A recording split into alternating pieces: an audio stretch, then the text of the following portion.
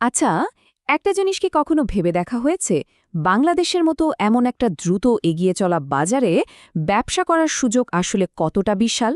কিন্তু সেই সুযোগটাকে বাস্তবে নিয়ে আসা কিন্তু বেশ কঠিন একটা কাজ।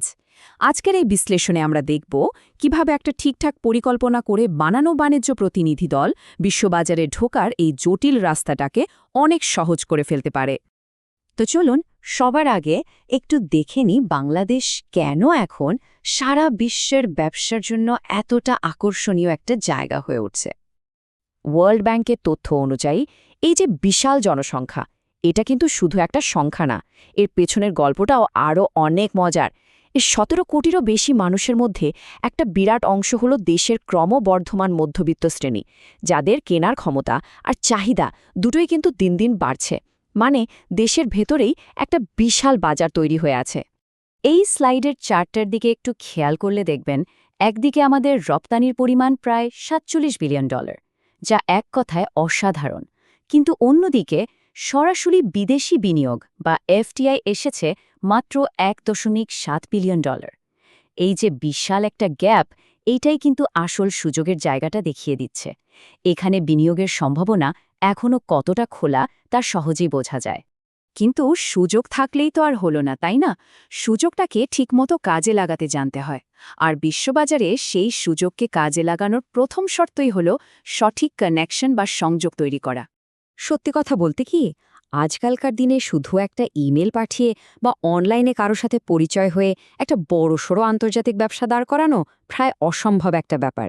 বিদেশি ক্রেতারা এমন সাপ্লায়ার চান যাদের উপর চোখ বন্ধ করে ভরসা করা যায়, আর বিনিয়োগকারীরা চান এমন একজন গাইড যিনি স্থানীয় বাজারটা হাতের তালুর মতো চেনেন। তাহলে এই সংযোগ তৈরির চ্যালেঞ্জটা পার করার সবচেয়ে ভালো উপায়টা কি? উত্তরটা হল পেশাদারভাবে ম্যানেজ করা একটা কৌশলগত বাণিজ্য প্রতিনিধি দল। ব্যাপারটা একটু সহজ করে যদি বলি, ধরুন কেউ নিজে তৈরি পোশাক বিদেশে রপ্তানি করতে চায়। একটা বাণিজ্য প্রতিনিধি দল তাকে শুধু সম্ভাব্য ক্রেতাদের একটা লিস্টই দেবে না, বরং তাদের সাথে সরাসরি মিটিংয়ের ব্যবস্থা করে দেবে, যেখানে সে নিজের পণ্যের গুণমান বোঝাতে পারবে। এটা কোনো সাধারণ ট্যুর নয়, এটা একটা পুরোপুরি বাণিজ্যিক প্ল্যাটফর্ম।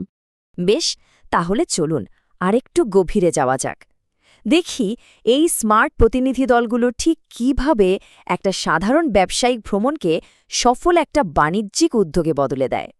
এই স্লাইডটা কিন্তু খুব সুন্দরভাবে দেখাচ্ছে যে বিষয়টা আসলে একটা কয়েনের দুইটা পিঠের মতো। একদিকে আছে আউটবাউন্ড ডেলিগেশন, যেখানে বাংলাদেশের ব্যবসায়ীরা বিদেশে যাচ্ছেন নতুন বাজার খুঁজতে, আর অন্যদিকে আছে ইনবাউন্ড ডেলিগেশন, যেখানে বিদেশি বিনিয়োগকারীরা বাংলাদেশে আসছেন সুযোগের খোঁজে। দুটোই কিন্তু দেশের অর্থনীতির জন্য সমান জরুরি। পুরো প্রক্রিয়াটা কিন্তু ভীষণ গোছানো আর পেশাদার। স্লাইডে যেমনটা দেখা যাচ্ছে, এর 4টা মূল ধাপ আছে। প্রথমত কৌশল আর গবেষণা, এরপর সঠিক পার্টনার খুঁজে বের করা বা ম্যাচমেকিং, এরপর মাঠে নেমে সেই পরিকল্পনা বাস্তবায়ন, এবং সবশেষে একেবারে ব্যবসার চুক্তি ফাইনাল হওয়া পর্যন্ত ফলো আপ করা। মানে এটা একটা কমপ্লিট প্যাকেজ। তো সবচেয়ে জরুরি প্রশ্ন হল, এই যে এত পেশাদার একটা পদ্ধতি, এর মাধ্যমে একটা ব্যবসা আসলে কি কি বাস্তব সুবিধা পেতে পারে?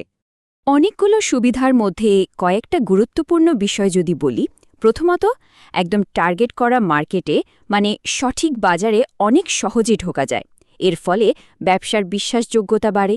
আর সবচেয়ে বড় কথা হলো, আন্তর্জাতিক বাণিজ্যের যে ঝুঁকিগুলো থাকে সেগুলো অনেকটাই কমে আসে, কারণ পুরো প্রক্রিয়াতে একজন অভিজ্ঞ পার্টনার পাশে থাকে।